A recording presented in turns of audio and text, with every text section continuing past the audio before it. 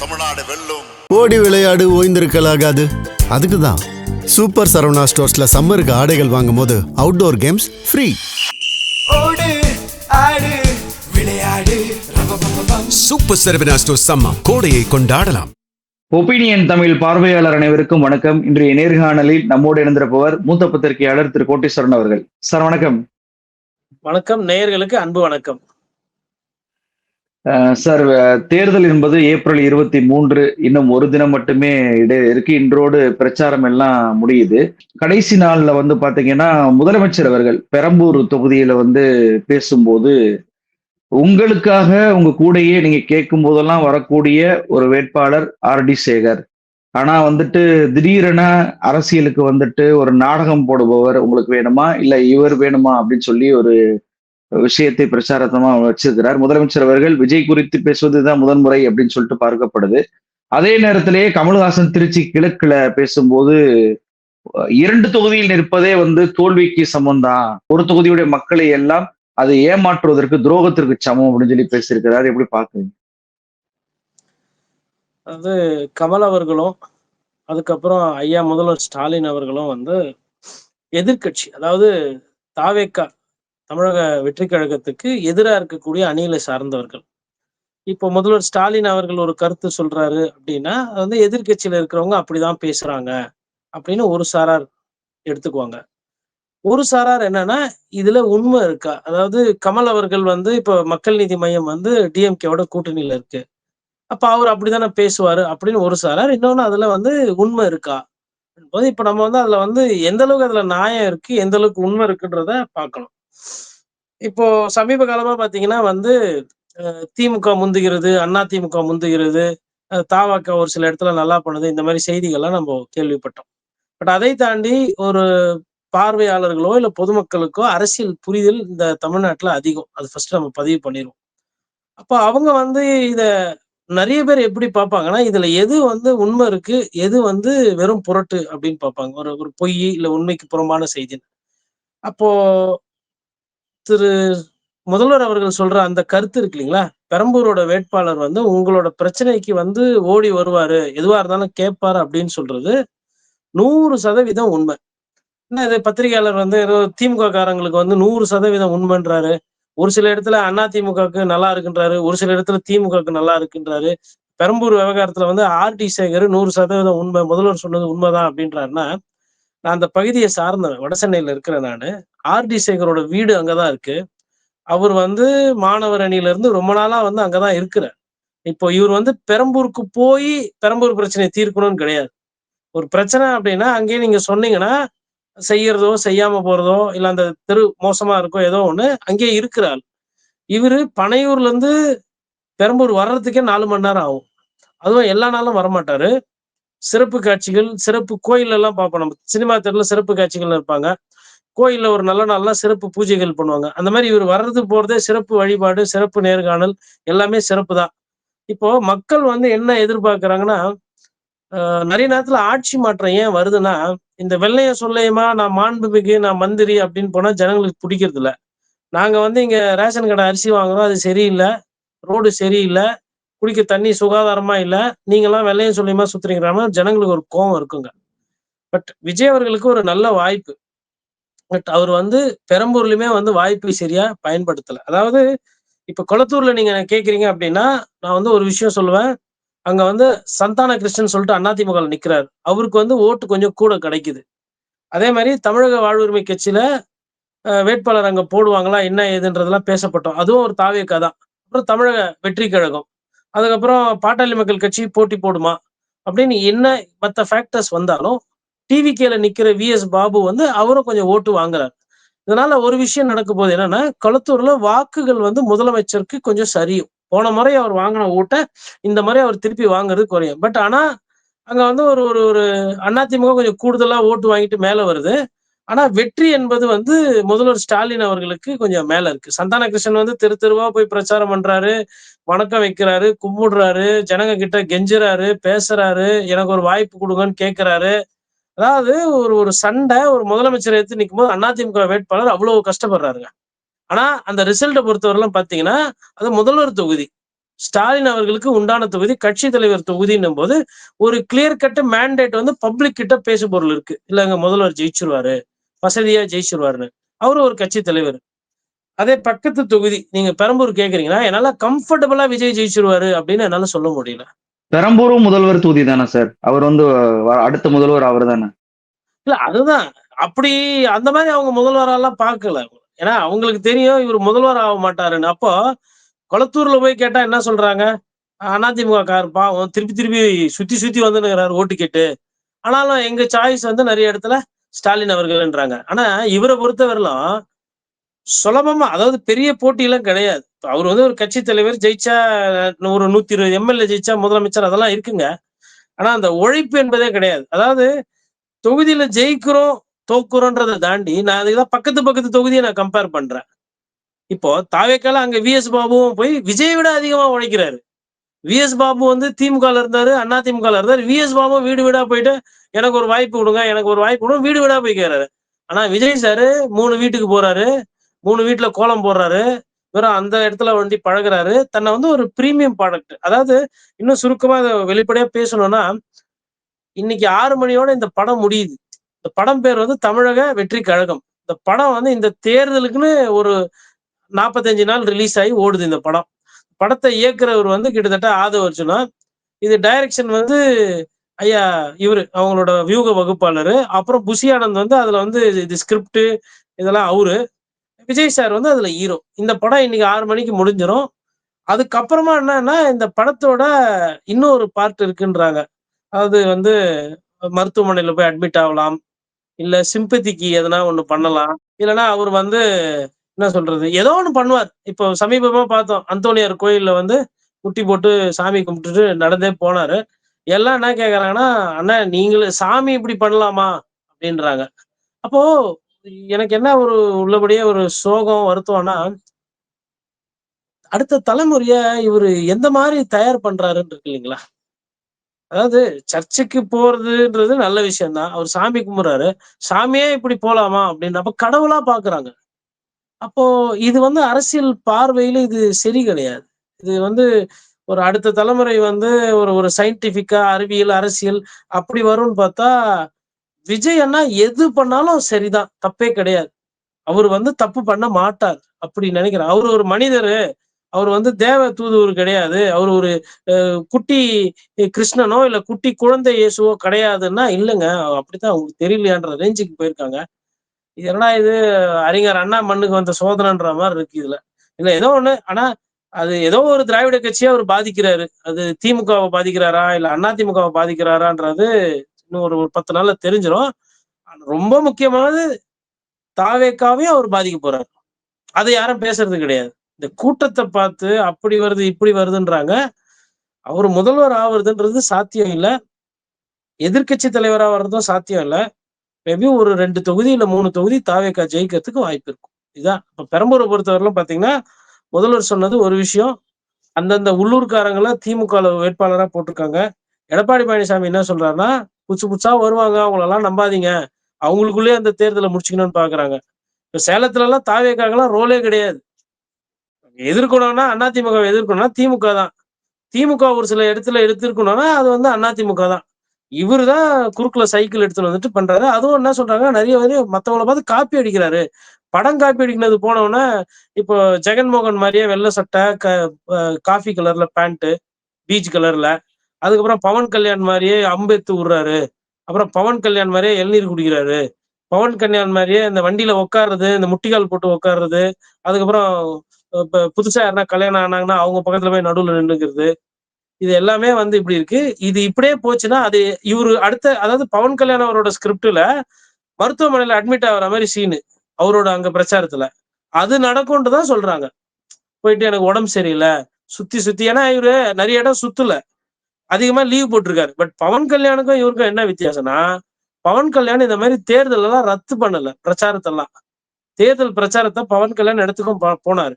இவரு ரத்து நெறைய பண்ணியிருக்காரு. மேபி அதனால எனக்கு உடம்பு சரியில்ல, வெயில் தாங்கல அப்படின்னு போனா கூட, "விஜய் அண்ணா நல்லா இருக்கீங்களா? என்னண்ணா?" அதாவதுங்க ஆண்களை விட பெண் ரசிகைகள் இருக்கிறாங்கல்ல, அவங்களோட அந்த அந்த பாசம் இருக்கு பாருங்க. அது என்னென்ன பண்ணுதுன்னா, விஜய் அவர்கள் செய்யக்கூடிய தவறுகள் எல்லாம் அது மறைக்குது. ஓ! திமுக எடுத்தோம்னா நம்ம திமுகல ஊழல் அமைச்சர்கள் இருக்கிறாங்க, குற்றச்சாட்டு இருக்குன்றத நம்ம அத பேசுறோம். அதிமுக எடுத்தோம்னா பாரதிய ஜனதா கட்சியோட கூட்டணி, முன்னாள் காலத்துல ஊழல்வாதிகள் நெறைய பேர் குற்றம் சாட்டியிருக்கிறாங்க, நம்ம பேசுறோம். ஆனா தாவேக்கான்னு போகும்போது, அந்த விமர்சனத்தை ஏற்றுக்கொண்டு அதை சரி செய்யணுன்ற அந்த எண்ணம் இந்த கட்சியில யாருக்குமே இல்ல. தொண்டர்கள் வந்து சுத்தமா வந்து ஒரு தொண்டர் அப்டின்னும்போது என்ன பண்ணுவாங்கன்னா, நான் நெறைய வாட்டி பார்த்துருக்கிறேன். உங்க எம்எல்ஏ கிட்டயே போயிட்டு, "அண்ணா இந்த இடத்துல இது தப்பாவுது. இப்ப இந்த இந்த டைம்ல நம்ம வந்து ஆஸ்பத்திரி போய் பார்க்கணும். பார்க்கலன்னா தப்பாயிடும்லாம்" சொல்லுவாங்க. தாவேக்கால அப்டி இல்ல. எது எடு திமுக. நாளைக்கு பாத்ரூம்ல வந்து விஜய் சார் லைட்டா வழுக்கி விழுந்து கொஞ்சம் கால் லைட்டா ஆங்கிள் ட்விஸ்ட் ஆயிடுச்சுன்னா கூட இது வந்து திமுக தான் செஞ்சது அப்டின்ற மாரி போயிட்டாங்க. இது என்ன புரிதல்னு எனக்கு தெரியல. சார் முதலமைச்சர் வந்து ஒரு குற்றச்சாட்டு வைக்கிறாரு. இவர் வந்து நாடக அரசியல் பண்றாரு. என்னைக்காவது ஒரு நாள் வருவாருன்னு. ஆனா விஜய் அவர்கள் என்ன சொல்றாருன்னா, நான் 2 தொகுதியும் வெற்றி பெறுவேன். 2 தொகுதியிலயும் வந்து மாதம் ஒரு முறை நான் மக்களை வந்து சந்திக்க வருவேன். என்னை ஈஸியா எல்லா மக்களும் சந்திக்கலாம். வருடத்திற்கு 12 முறை நான் வந்துட்டு மக்களை சந்திப்பேன் அப்படின்னு சொல்றாரு. கமல்ஹாசன் சொல்லக்கூடிய ஒரு விஷயம் 2 தொகுதி என்பது ஒரு தொகுதி மக்களுக்கு செய்யக்கூடிய துரோகம் அப்படின்றாரு. அது எப்படி துரோகம் அப்படின்னு புரிஞ்சுக்கிறது? இதை எப்படி வேறுபடுத்தி பார்க்குறது? இப்போ ஒரே நேரத்துல 2 விஷயத்துக்கு நீங்க கமிட் ஆனீங்கன்னா, இப்ப நீங்க ஒரு இடத்துல வேலைக்கு போறீங்க. வேலைக்கு போம்போது என்ன பண்ணுவாங்க, ஹெச்ஆர் வந்து உங்ககிட்ட கையெழுத்து வாங்குவாங்க. அதாவது நீங்க எங்க நிறுவனத்துல சேர்றீங்க. எங்களோட கம்பெனி சம்பந்தமான விஷயங்கள் தான் நீங்க பண்ணணும். நீங்க வந்து வேற யாருக்கும் எந்த வேலையும் எதுவும் செய்யக்கூடாது. வேற யாருக்கும் எதுவும் சர்வீசஸ்லாம் பண்ணி குடுக்கக்கூடாது. உங்களை வந்து முழுமையாக இந்த நிறுவனத்துக்கு நீங்க வந்து உங்கள ஈடுபடுத்திக்கணும் அப்படின்னு சொல்லி கையெழுத்து வாங்கிட்டு தான் உங்களுக்கு அப்பாயின்ட்மென்ட் ஆர்டர் சைன் ஆகுங்க. இதே நீங்க வந்து கன்சல்டன்சி பண்றீங்க. நீங்க வந்து ஒரு வழக்கறிஞரா இருக்கீங்க. இல்ல நீங்க வந்து ஒரு டாக்டரா இருக்கீங்கன்னா, ஒரு ஒரு அக்ரீமெண்ட் கையெழுத்து போடுவீங்க. இந்த ஹாஸ்பிட்டலுக்கு நான் இத்தனை மணி நேரத்துல வருவேன். இந்த கிளையன்ட்க்கு இந்த கேஸ நான் அப்பியர் பண்ணுவேன்னு அது கன்சல்டன்சிங்க. அரசியல்னு வரும்போது, இப்ப எங்க தொகுதிக்கு வந்து நீங்க வந்து வேட்பாளரா வரீங்க, ஓட்டு கேட்கிறீங்க நாங்க போட்டோம்னா, எங்க தொகுதியில நீங்க எம்எல்ஏவா இருப்பீங்கன்றத அவங்க நம்புவாங்க. இப்போ சட்டம் என்ன இங்க பிரச்சனைன்னா, விஜய் அவர்கள் 2 எம்எல்ஏவா 2 தொகுதியில ஜெயிச்சாலுமே 2 தொகுதியிலுமே எம்எல்ஏவா தொடர முடியாது. ஏதோ ஒரு தொகுதியில அவரு ராஜினாமா பண்ணுவார். ஏதோ ஒரு தொகுதியில ராஜினாமா பண்ணா, அங்க ஓட்டு போட்டவங்களுக்கு இன்னொரு வாட்டி மறுபடியும் ஓட்டு போடணும். அப்படி அவரு 2 தொகுதி ஜெயிச்சாலும், ஒரு தொகுதி ஏதோ ஒரு திராவிட கட்சி திருப்பி ஜெயிச்சுரும். இது நடக்க போகுது. ஃபர்ஸ்ட் ப்ராபபிலிட்டி அதாவது தாவேகாக்கு சந்தோஷமா இருக்கட்டுமே, அப்படியே பேசுவோம். பெரம்பூர்ல அவர் ஓரளவுக்கு கொஞ்சம் போராடி கீராடி ஜெயிச்சுருவாரு. ஆனா, திருச்சியில அவரு ஜெயிக்கிறதுக்கு வாய்ப்பு குறைவா இருக்கிறது என்னோட தனிப்பட்ட கருத்து. இப்ப நம்ம சினாரியோ 1, சினாரியோ 2, சினாரியோ 3 பார்ப்போம். சினாரியோ விஜய் வந்து பெரம்பூர்லயும் ஜெயிக்கிறாரு, திருச்சியிலயும் ஜெயிக்கிறாருன்னா, எதையோ ஒண்ணு ராஜினாமா பண்ணிட்டு, ஒரு இடத்துல அவரு ராஜினாமா பண்ணி இடைத்தேர்தல் வரும் இல்லைங்களா? அப்போ ஒண்ணு அங்க திமுகவோ இல்ல அதிமுகவோ ஜெயிச்சுரும். இது நடக்கும். 2வது ஒரு தொகுதியில ஜெயிச்சுட்டு, ஒரு தொகுதி அவரு தோக்குறாருன்னா, அவர் தப்பிச்சுக்கினாரு. தொகுதிக்கும் இடைத்தேர்தல் கிடையாது. இது 2வது. 3வது சினாரியோ இது தாவேக்கால இருக்கவங்களுக்கு ஒரு மாரி மனசு கஷ்டம் கூட ஏற்படுத்தும். 2 தொகுதியிலயும் அவர் தோல்வி. 2 தொகுதியிலயும் அவர் தோல்வி அப்டின்னா வந்து, அதனுடைய பிரச்சனை அப்டி என்னன்னு பார்க்க போனோம்னா, 2 தொகுதியில தோல்வினா, அந்த கட்சியினுடைய ஃபியூச்சர் இருக்கு இல்லைங்களா? அது லைட்டா ஆட்டி பார்க்கப்படும். இப்ப இந்த 3மே சாத்தியக்கூறு இருக்கு. இது ஏன் இந்த 3 சாத்தியக்கூறு இருக்கு அப்டின்னா, விஜய் அவர்களோட அந்த பிரச்சார கட்டமைப்பு இருக்கு பாருங்க. அவர் மொத்தமா வந்து பெரம்பூர்ல வந்து 3 வாட்டி பிரச்சாரம் பண்ணிருக்கு. 3 நாள் பிரச்சாரம் பண்ணியிருக்காரு. திருச்சியில 3 நாள் பிரச்சாரம் பண்ணியிருக்காரு. இப்படி வெறும் 3 நாளே தான் பிரச்சாரம் பண்றாருன்னா, இவரு வந்து ஜெயிச்சதுக்கு அப்புறம், இவருக்கு சட்டமன்றம் வேற போணும், ஜெயிச்சதுக்கு அப்புறம். அதுக்கப்புறம் எம்எல்ஏவா ஒரு சில வேலைகள் இருக்கும். இப்ப மக்கள போய் இவரு எத்தன வாட்டி பார்ப்பாரு? என்ன பண்ணுவாரு? பொதுவா இப்போ என்ன பண்ணுவாங்கன்னா, நெறைய பேர் வந்து அந்த தொகுதிக்கு பிரச்சாரம் பண்ணும்போதே வாடகை வீடு எடுப்பாங்க. ஜெயிக்கணும்னு நினைக்கிறவங்க, முழு நேர அரசியல்வாதிகள் தொகுதி மாறி போய் நிக்கிறாங்க, இல்ல அவங்க வீடு அங்க இல்லன்னா, அந்த இடத்துல போய் ஒரு வீட வாடகைக்கு எடுத்துருவாங்க. வீட வாடகை எடுத்து அங்கேயே தங்குவாங்க. ஏன்னா ஒரு 40 நாள் அதாவது இந்த தொகுதியில நம்ம நிக்க போறோம்னா முன்கூட்டியே தெரிஞ்சிருங்க. அப்போ குறைஞ்சது வந்து ஒரு 3 மாசம்னா அந்த தொகுதியில இருப்பாங்க. அதான் அந்த அந்த தொகுதி மேல இருக்கிற ஒரு பயம், மக்கள் நம்மள தோற்கடிச்சுருவாங்களோன்ற ஒரு பயம், அப்புறம் ஜெயிக்கணுன்ற அந்த ஆசை, அதுக்கப்புறம் அந்த தொகுதிய புரிஞ்சுக்கணுன்ற அந்த உணர்வு. இப்படி எதுவுமே இல்லாத ஒரு நபர் இருக்காரு. நான் சினிமாக்காரரு, என்ன பார்த்தா 10,000 பேர் வருவாங்க. இல்ல 50,000 பேர் வருவாங்க. கிராமப்புறம்னா 1,00,000 பேர கூட என்னால திரட்ட முடியும். அந்த கூட்டத்த வச்சு உங்க எல்லாரையும் மிரட்டுறேன் அப்படின்ற அந்த படத்த தான் அவர் திருப்பி திருப்பி ஓட்டிக்கிட்டு இருக்காரு. அதனால அவர் வந்து பார்த்தீங்கன்னா, ஒரு சமிக்கைகளை, ஒரு வெற்றி வேட்பாளருக்கு என்னென்ன சமிக்கை வரணும் அதை காட்டல. இந்த 19 வயசுல இருந்து 35 வயசுல இருக்கிறவங்க எல்லாம் நமக்கு ஓட்டு போடுவாங்க, அதிகமா ஓட்டு போடுவாங்க. உண்மைதான். நிறைய பேர் அந்த கேட்டகரியில ஓட்டு போடுவாங்க. ஏன்னா சிந்திக்கிற தன்மை, வாழ்க்கையின் அரசியல் அப்படின்ற அந்த புரிதல் வந்து அந்த வயசுல அவ்வளவா பக்குவப்படாது. 19ல இருந்து 25, 25ல இருந்து 35 ஓரளவுக்கு பரவாயில்ல. 35 வயசுக்கு மேல இருக்கிறவங்க கிட்ட விஜய் பற்றின பெரிய தாக்கம் கிடையாது. இந்த கேட்டகரி அப்படியே போய் போட்டா கூட அவருக்கு 15ல இருந்து 20% தான் அதிகமா வரும். அப்போ இந்த கேட்டகரியில வெறும் விஜய் அவர்கள் தான் இருக்கிறாங்களா அப்படின்னா, பேச மறக்கிற ஒரு விஷயம் என்னன்னா, இந்த நாட்டுல அஜித் ரசிகர்கள் இருக்காங்க, ரஜினி ரசிகர்கள் இருக்காங்க, கமல் ரசிகர்கள் இருக்காங்க, சிவகார்த்திகேயன் நிறைய ரசிகர்கள் இருக்காங்க, சூர்யா ரசிகர்கள் இருக்காங்க. அவங்க எல்லாருக்கிட்டயுமே வந்து விஜய் அவர்களோட ரசிகர்களும், விஜய் அவர்களும் வம்பு வளர்த்திருக்காங்க. இது இந்த தேர்தல்ல எதிரொலிக்கும். இதெல்லாம் பேசப்படுறதே கிடையாது. இது எந்த அளவுக்கு வேலை செய்யுதுன்றதையும் பார்க்கணும் சேர்த்து. இல்ல இதை மீறி விஜய் ஏன்னா விஜய் ரசிகர்கள் வந்து இப்ப நீங்க விஜய் ரசிகர்கள் கிட்ட போய் எப்பா ஒரு தேர்தலுக்கு வர பிரச்சாரத்தை ரத்து பண்றாரு, கடலூருக்கே போலையப்பா, இது நியாயமாப்பா, கடலூர்ல எதுக்கு ஓட்டு பண்ணா, என்னங்க உங்களுக்கு தெரியுமா தெரியாதா, டிஎம்கே உடல தெரியுமா அப்படின்னா, இல்லையாப்பா இப்ப தேர்தல் ஆணையம் தானப்பா, தேர்தல் அதிகாரி எல்லாம் மாத்திட்டாங்க, டிஎம்கே எப்படி பாக்காரன் சார், உங்களுக்கு ஒண்ணுமே தெரியலன்னு. நீங்க ஃப்ரெண்டா இருந்தா கூட உங்க கூட பேசுறத பழகுறதெல்லாம் குறைச்சுக்குவாங்க. அந்த ஒரு மனநிலையில இருக்கிறாங்க. அதாவது விஜயோட ரசிகர்கள் எப்படி இருக்கிறாங்கன்னா, எந்த குற்றமும் அவர்கிட்ட சொல்லிடக்கூடாது. 1.5 கோடி ஏன் இன்கம் டாக்ஸ் கட்டலன்னா பிஜேபி சதி. அப்புறம் நேத்து கூட வந்து ஐயா வந்து தாண்டலனாலும் தான் சதா ஆடன்னு சொல்லிட்டு ஐயா சந்திரசேகர் அவர்கள் வந்து ஒரு பேட்டி குடுத்திருக்காரு. நான் உள்ளபடியே வரவேற்கிறேன். நானுமே நிறைய நாளுக்கு நேர்காணல்ல என்ன சொல்லியிருப்பேன்னா, விஜய் சார் வந்து சந்திரசேகர் சார் கூட தான் இருக்கணும்ன்றதெல்லாம் நான் பதிவு பண்ணியிருப்பேன். ரைட்டு. உங்க பையன் நல்லா இருக்கணும்னு சொல்லிட்டு, ஒட்டுமொத்த அரசியல ஒரு அப்பான்ற முறையில ஸ்தானத்துல இப்படி பாழ்படுத்த நினைத்தீர்களே, இது நியாயமா? நீங்க மனசாட்சியோட பேசணும். உங்க மகன் விஜய் அரசியல்ல உழைக்கிறாப்பலையா? உழைப்பு கம்மியாவும், லீவு, ரெஸ்ட் தானே அதிகமா எடுக்கிறாரு. நீங்க வந்து தமிழ் சமுதாயம் மீது அக்கறை இருக்கணும்ல. அப்போ மனுநீதி சோழனும் இந்த மண்ணுல தான் வாழ்ந்திருக்காப்ல. குடும்ப அரசியலு அதெல்லாம் எதிர்த்து பேசுறீங்க. இன்னும் அவர் உங்க அரசியலுக்கு வரல. திமுக தான் எதிர்க்குது. அவர் படம் நிறைய நேரத்துல ஓடல. அம்மையார் ஜெயலலிதாவை சந்திக்கவே இல்ல அப்படின்னு இப்போ சொல்றீங்க. அம்மையார் ஜெயலலிதா உயிரோட இருந்திருந்தா இப்படி நீங்க பேசியிருப்பீங்களா? கொஞ்சம் கொஞ்சம் எதார்த்தம் வேணும் இல்லையா? இவ்வளவு நாள் அமைதியா இருந்துட்டு, இப்போ 1 நாள் 2 நாளைக்கு முன்னாடி வேணா விஜய் அவர்களுக்கு எல்லாம் ஓட்டு போடணும்னு சொல்லிட்டு அந்த அப்பீல் வைக்கிறீங்க. நான் நான் என்னோட காணொளி எடுத்து பாருங்க. நான் எதுலயுமே வந்து விஜய் அவர்களை வந்து இல்ல ஐயா சந்திரசேகர் அவர்களை வந்து அப்பாதான் அவர் கூட இருக்கணும். புஷி ஆனந்தோ, இல்ல ஜானோ, இல்ல ஆதவோலாம் அவருக்கு நல்லது ஏற்புடையது இல்லைன்ற மாதிரி தான் நம்ம பேசியிருப்போம். ஆனா உங்களையே அவர் சரியா பாத்துக்கல. இது நாட்டு மக்களுக்கு தெரியும். அல்ல சத்தியமா உங்களுக்கு தெரியும் அந்த உண்மை. கொஞ்சம் அமைதியா இருக்கலாம். ரிசல்ட் வந்ததுக்கு அப்புறம் கூட நீங்க அறிவுரை சொல்லலாம். நீங்க இப்ப என்ன பண்றீங்க? உங்க உங்க தந்தை பாசம், தாய் பாசம் தாங்கல. என்ன பண்றீங்க? வரீங்க. சரி. நீங்க இப்போ இன்னைக்கு ஒரு தொலைக்காட்சியில அந்த நெறியாளர திட்டுறாங்க. அந்த பெண் நெறியாளர ஆபாச வார்த்தைகள் போட்டு திட்டுறாங்க. நான் கேட்கிறேன், அந்த அம்மா அப்படி என்ன கஷ்டமான கேள்வி கேட்டுச்சு. சரி நீங்க விஜய் தான் போல கரூருக்கு. நீங்க போயிருக்கலாம்ல. இப்போ இப்போ புள்ள பாசம் வருது இல்லையா? நீங்க போய் கரூர்ல ஆக்சிடென்ட் ஆயிட்டு காசு கீசு ஏதோ ஜீவனாம்சமோ இல்ல வந்து வரலையே, அவங்களுக்கு நீங்க போய் எதையோ ஒண்ணு செஞ்சிருக்கலாம்ல விஜய் அவர்களோட அப்பாவா?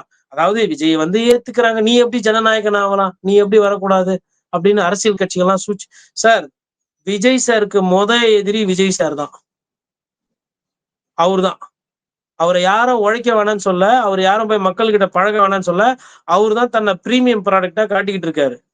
அவர் வந்துட்டு இவ்வளவு சுத்தினா போதும், இவ்வளவு பேர்கிட்ட பேசினா போதும், இவ்வளவு பழகுனா போதுன்றாங்க. தர்பீஸ் பழத்தை தூக்கி போடுறான்ப்பா வண்டி மேல ஒருத்தன். இந்த வண்டி ஓட்ட ஒரு மண்டையில ஊந்துதுன்னா என்ன ஆயிடும்? அங்கேயே ஒருத்தர் போய் சேர்ந்துருவாரு. மினிமம் 4 கிலோ 5 கிலோ இருக்கும் ஒரு தர்பீஸ் பழம். அது தூக்கி அப்படி போடுறாங்க. அப்போ பாட்டில தூக்கி செக்யூரிட்டி மேல போடுறாங்க. இதே தான் அன்னைக்கு கரூர்ல நடந்தது. என்ன ஏது புரியல. இப்ப பைப்போட கொடி இருக்கு. இதை தூக்கி விடுறாங்க. விஜய் அவர்களோட ரசிகர்களை சாந்தப்படுத்துவதற்கும் அவர்களை சிந்தித்து செயல்படுற அளவுக்கு நீங்க கொண்டு வந்து விட்டுருக்கீங்களா? இன்னைக்கு வந்து ஐயா வந்து ஒரு வழக்கறிஞர் போல வக்காலத்து வாங்கி கொண்டிருக்கிறார் விஜய் அண்ணாக்கு. தப்பு கிடையாது. அப்பாவா நீங்க செய்றீங்க. அப்ப நான் கேட்கிறேன்ல, நீங்க போய் ஏன் ஓட்டு கேட்கல? நீங்களாச்சும் போய் கேட்கலாம்ல. இன்னைக்கு அது கூட டிவி முன்னாடி செலக்டடா சோசியல் மீடியால ரொம்ப கஷ்டப்படாத கேள்வி கேட்கிறவங்களுக்கு தான் பேசுவீங்களா? நான் என்ன கேட்கிறேன், இப்போ இவரு போய் பெரம்பூர்ல போய் ஒரு ஒரு ஒரு 10 பேர் கூப்பிட்டுக்கிட்டு விஜய் ரசிகர்களை கூப்பிட வேணாம், போனாவே போதும் வந்துருவாங்க. வண்டியில போய் ஒரு 10 நாள் இவரு பிரச்சாரம் பண்ணலாம்ல. ஆமா, குடும்ப அரசியல் தான், பட் பரவாயில்ல, மகன் தோக்க கூடாது, பண்ணலாம்ல. அப்போ நீங்களும் உழைக்க மாட்டீங்க, உங்க மகனும் உழைக்க மாட்டாரு. ஆனா உழைக்கிற ஆர்டி சேகர் அங்க தோக்கணும். அதிமுகல முதல்வர் எடுத்து நிக்கிறாப்லங்க சந்தான கிருஷ்ணன், பழைய கவுன்சிலர், சாதாரண ஆளு. அதிமுகல ஒரே ஒண்ணுதான் சந்தான கிருஷ்ணன், கையில ரெட்டையில, வேற எதுவுமே கிடையாது. யாருக்கும் தெரியாது அந்த முகத்தை. தெரு தெருவா போறாப்ல, வீடு வீடா போறாப்ல. அதுவும் உடம்பு தானே. சந்தான கிருஷ்ணனுக்கு என்ன ஸ்டீல்ல வச்சு செஞ்சுக்கிறாங்களா, இல்ல அவர் வந்து அர்னால்டு கூட எதனா படம் நடிச்சாப்லையா?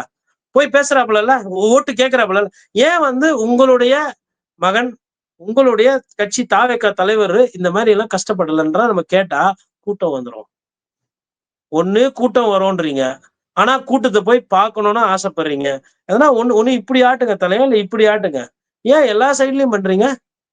இதே கூட்டம் அதிகமா இருக்குன்னு சொல்லிட்டு பார்க்காமலே போயிட்டீங்க. எல்லா இடத்துலயுமே கூட்டம் அதிகமா இருக்குன்னு பார்க்காம போனீங்களா? ரித்தர்ட் ரோட்ல எக்மோர்ல பண்ணாங்க.